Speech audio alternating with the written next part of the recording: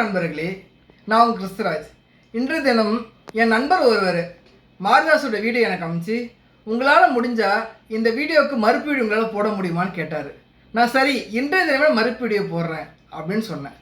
இன்றைய தினம் உங்ககிட்ட நான் மாரிதாஸ் வீடியோவுக்கு மறுப்பு வீடியோ நான் போடுறேன். மாரிதாஸ் அந்த வீட்டில் என்ன சொல்லியிருக்காருன்னா, கடந்த 10 வருடங்களாக ஜான் புரூட்டோ பிலிப்பை அமலாக்கத்துறை தேடுகிறாங்க. இதை இன்னைக்கு வரைக்கும் அமலாக்கத்துறையால் கண்டுபிடிக்க முடியல அப்படின்னு சொல்கிறாரு. அவர் விஷயத்தை வந்துடுறாரு. அமலாக்கத்துறையை இயக்கிறது மத்திய அரசு மத்திய பிஜேபி அரசுடைய முழு ஆசீர்வாதத்தோடு தான் மாரிதாஸ் அவங்க இருக்கிறாங்கன்றது எனக்கு மட்டும் இல்லை, இந்த உலகத்துக்கே தெரியும். ஸோ இதை போய் அமித்ஷாவிட்ட கேட்காம இதே ஒரு யூடியூபாக போட்டு வீணாக வதந்தியை பரப்பணும். அடுத்தது என்னென்னா, அவர் என்ன சொல்லியிருக்காருன்னா, ஜான் புரூட்டோ அவங்க கேமிங் கம்பெனி அப்படின்னு ஒரு கம்பெனி வச்சுருக்காரு. அந்த கம்பெனி டைரக்டராக தான் ஜான் புரூட்டோ இருக்காருன்னு சொல்லியிருக்காரு. ஆனால் அவர் ஒரு விஷயத்தை வசதியாக மறந்துடார். என்னென்னா, இந்த கேமிங் கம்பெனி தான் மத்திய பிஜேபிக்கு 100 கோடி ரூபாய் எலெக்ஷன் பாண்டு கொடுத்துருக்குது. இதை நான் சொல்ல, State Bank of India Supreme கோர்ட்டில் அவங்க தாக்கல் பண்ண அஃபிடேவிட்டில் தெளிவாக சொல்லியிருக்காங்க. என்ன சொல்லியிருக்காங்கன்னா, ஃபியூச்சர் கேமிங்ன்ற கம்பெனி பிஜேபிக்கு 100 கோடி ரூபாய் எலக்ட்ரல் பாண்டு கொடுத்துருக்குது அப்படின்னு சொல்லியிருக்காங்க. ஸோ 10 வருடங்களாக தேடுற ஒரு நபர் பிஜேபிக்கு 100 கோடி ரூபா கொடுத்துன்னா அது யாரை கேட்கணும்? பிஜேபி தானே கேட்கணும். இந்த 100 கோடி ரூபாய் எங்கேருந்து வருது? எந்த கம்பெனிலேருந்து வருது? இந்த கம்பெனியோட டைரக்டர் யார்? இந்த கம்பெனி டைரக்டர் நம்ம 10 வருஷமாக தேடுறோமே, அவர் எப்படி காசு கொடுக்குறாருன்றதெல்லாம் யார் யோசிச்சிருக்கணும்? மத்திய பிஜேபி. அதை விட்டுட்டு மாரிதாஸ் அவங்க வீடியோ போட்டேன்னு அர்த்தம். இந்த 100 கோடி ரூபாய் எப்படி எலக்ட்ரல் பாண்டு வந்துச்சுன்றது மாரிதாஸ் அவங்க வீடியோ போட்டு கேட்கக்கூடாது. ஸ்ட்ரெயிட்டாக அவங்களோட நண்பர் அமித்ஷாவை ஃபோன் பண்ணி, ஐயா 10 வருஷமாக தேடிட்டு இருக்கோம், அவர் எப்படி உங்களுக்கு 100 கோடி ரூபா கொடுத்தாரு அப்படின்னு கேட்டினா அது ஒரு நல்ல பாயிண்ட். அதை விட்டு இது மாதிரி புரளி வீடியோலாம் போட்டுட்டு போக்குறது மாரிதாஸ் நிறுத்திக்கணும்.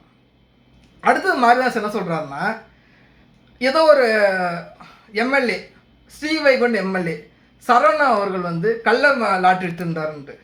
அந்த கள்ள லாட்ரி விற்கிறதுக்கு எந்த ஒரு ப்ரூஃபும் கிடையாது.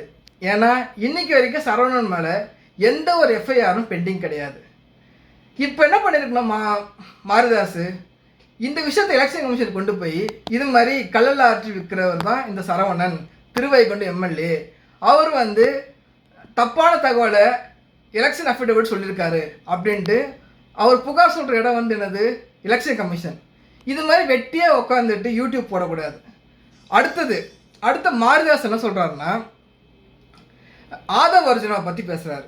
என்ன சொல்லியிருக்காருன்னா, ஆதவ் அர்ஜுனா மார்ட்டினுடைய மருமகன், இது உலகத்துக்கே தெரியும். இது புதுசாக ஒன்றும் தெரிஞ்சுக்க வேண்டியதில்லை, இது எல்லாருக்குமே தெரியும்.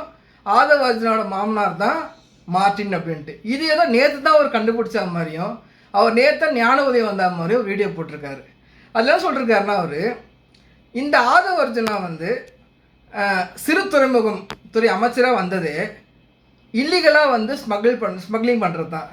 அவர் விஷயத்தை வந்துட்டார். இல்லீகலாக ஸ்மக்லிங் எப்படி பண்ணுறது? கோஸ்டல் மூலியமாக பண்ணுறது. அப்போ உங்கள் நேவி என்ன பண்ணுது? நீங்கள் தான் விஸ்வகர்மான்னு சொல்கிறீங்களே, விஸ்வகர்மா அவர் கண்ட்ரோலில் இருக்கிற இந்தியன் நேவியை மீறி ஒருத்தரால் கள்ளக்கடத்தல் பண்ண முடியுமா?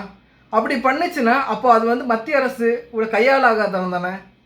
அடுத்தது அவர் என்ன சொல்கிறாருன்னா, சிறு துறைமுகத்துறை அமைச்சராக வரவங்க எல்லாருமே பொதுவாக சிறு துறை அமைச்சராக வரவங்க எல்லாருமே கஞ்சா கடத்துகிறாங்க, கள்ள கடத்துகிறாங்க அப்படின்னு சொல்கிறாரு. எதன் அடிப்படையில் சொல்கிறாரு அவர்? இது வரைக்கும் எத்தனை அமைச்சர்கள் மேலே அவங்க என்ஃபோர்ஸ்மெண்ட் டைரக்டர் கேஸ் போட்டிருக்காங்க? அந்த விளக்கத்தை அவர் சொன்னாரா? சொல்லவே கிடையாது. அடுத்தது அவர் என்ன சொல்கிறாருன்னா, விஜய்க்கு ஆட்சி நிர்வாகம் பண்ண தெரியல, அவருக்கு இன்ட்ரெஸ்டே கிடையாது, அதனால் ஏதோ ஆதவ் அர்ஜுனா சொல்கிறதால இது பண்ணுறாருன்னாரு. எதை அடிப்படையில் அவர் சொல்கிறாரு? அதுக்கு ஒரு ப்ரூஃப் கிடையாது. அடுத்தது என்ன சொல்கிறாருன்னா, ஆதவ் அர்ஜுனா ஐஏஎஸ் மினிஸ்டர் ஆனதே ஸ்கேம் பண்ணுறது தான் அப்படின்ட்டு. எதை அடிப்படையில் சொல்கிறாரு?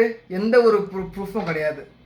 இன்னொன்று என்ன சொல்கிறாருன்னா, விஜய் கூட ஆதவ் அர்ஜுனா இருப்பதால் ஆதவ் அர்ஜுனாவுக்கு ஃபேவராக விஜய் பண்ணுவாருன்னு சொல்கிறாரு. அது அடிப்படை ஆதாரமற்ற குற்றச்சாட்டு.